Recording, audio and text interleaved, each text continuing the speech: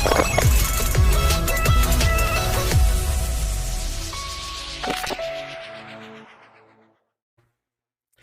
how's it going, everybody? Welcome back to the channel. And so, in this episode of Road to Pixel 6, we're going to go to the past. We're going to look at the past. We're going to talk about the past to kind of understand where the pixels are going in the future, as obviously that's the reason why we have history class in school. Now, we're not going to go too far back per se, because there are two specific model phones of the Pixel generation that I really want to kind of focus on, which kind of leads up to the Pixel 6. But we will look back at like the Pixel 1, for instance, the one that started it all. Now, like I've always said this in videos, that when people go, well, Nexus was where it was at. The Nexus, we have to understand that program, that generation, that series, the Nexus devices, they were Google working in tandem with an OEM like Samsung, LG. The Google Pixel phones is Google's phone, so that's what separates the two. In no way are they looking to have a joint adventure with another OEM for them to design the hardware and build the hardware completely, and then Google provide the software.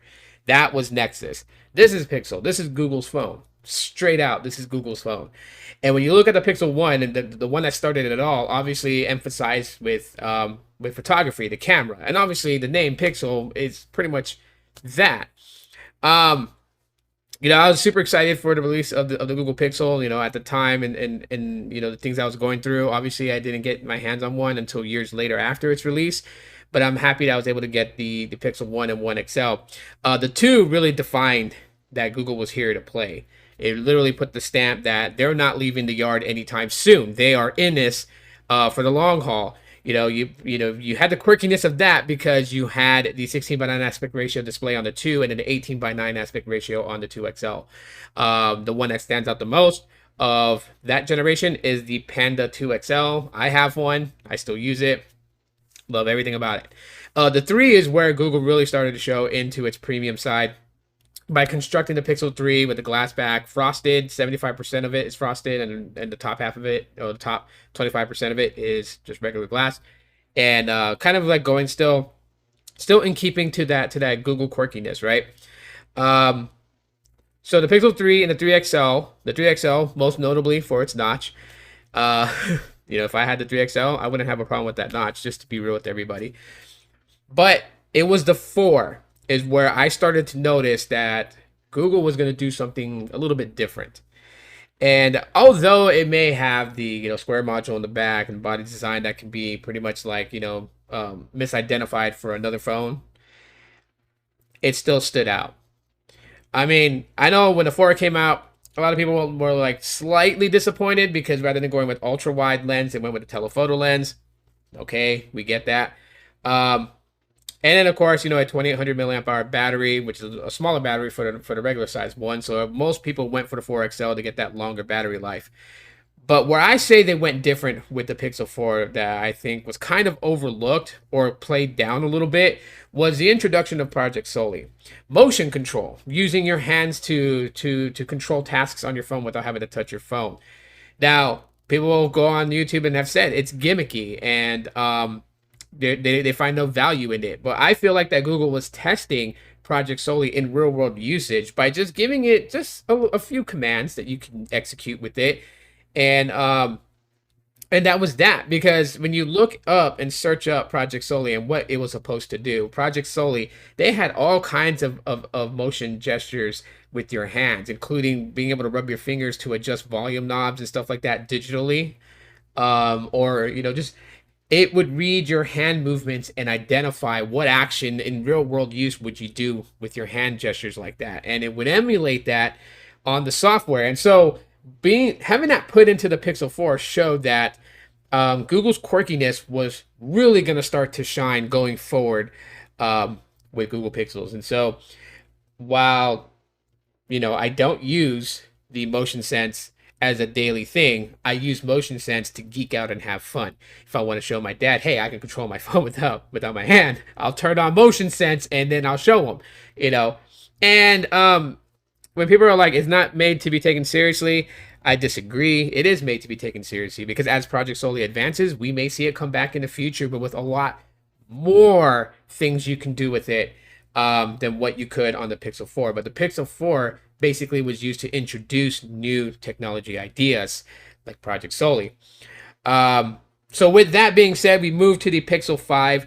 And the Pixel 5, I think, was a culmination of the Pixel 3a and the Pixel 4a.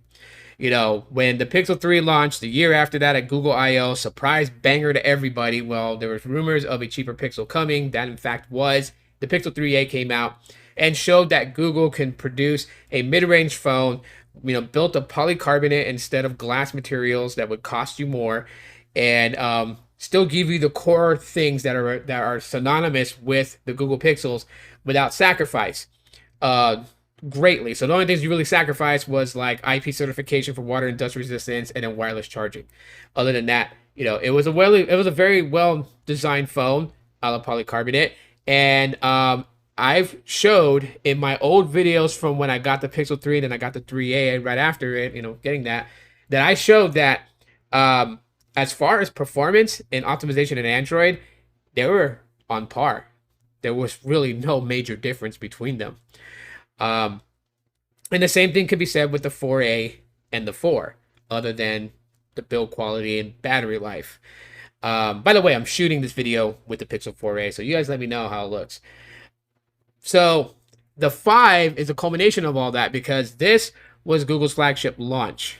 Even though people say it's not a real flagship because it didn't have an 800 series chip from Qualcomm, it had a 700 series chip, the Snapdragon 765G, and then it used the Snapdragon X52 modem for 5G connectivity. A lot of people were just like, oh, it's like a higher mid-range. It's not flagship.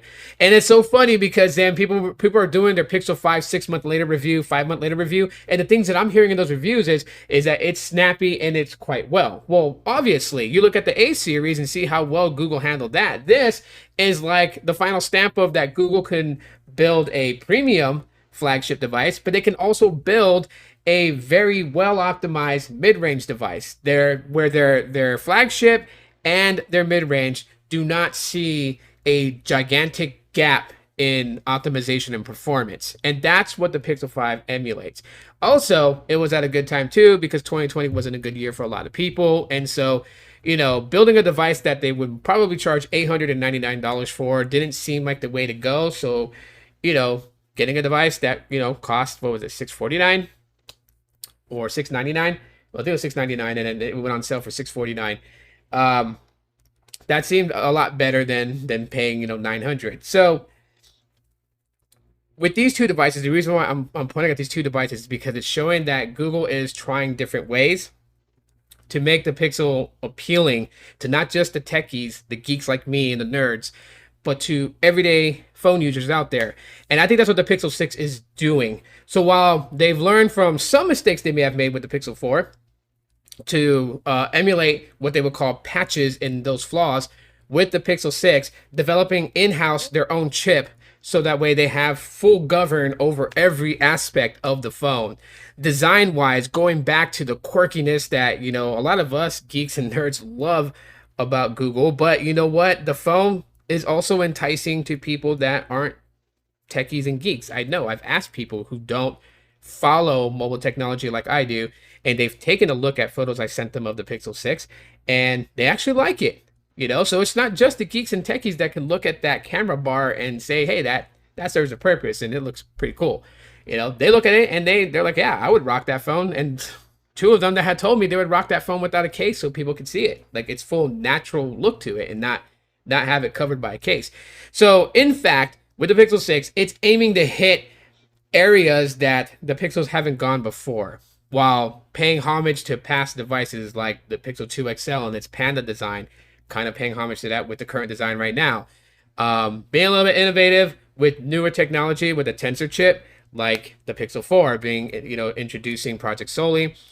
And they're not cutting corners by using like a cheaper chip or anything like that in the Pixel 6. However, you can see the shadows of the Pixel 5 in it, where it is going to be well optimized and really good enough that a lot of people are calling that this thing is going to beat Samsung this year, and some are calling it the iPhone killer. So I don't know why they're going that far into it. I'm not saying that they can't, but I really want to have the phone in hand and be able to let people know, as you know, I can then compare it to an iPhone. We'll see. Anyways, guys, that's what I got for you guys today on our road to Pixel 6 journey. Thank you guys for staying with me and joining me on this. The playlist has the previous videos. You guys can check those out if you guys want to hear what I got to say on it. And more videos coming, you know, until launch day. I will continue to keep covering the Pixel 6 and bring you guys more episodes. So thanks for checking out this one. If you guys enjoyed it, smash the like button. And if you guys have not subscribed to the channel, please do so. Hit that subscribe button and the bell icon so you guys don't miss a video or when I go live for the live podcast. Thanks so much for checking out this video. And as always, law.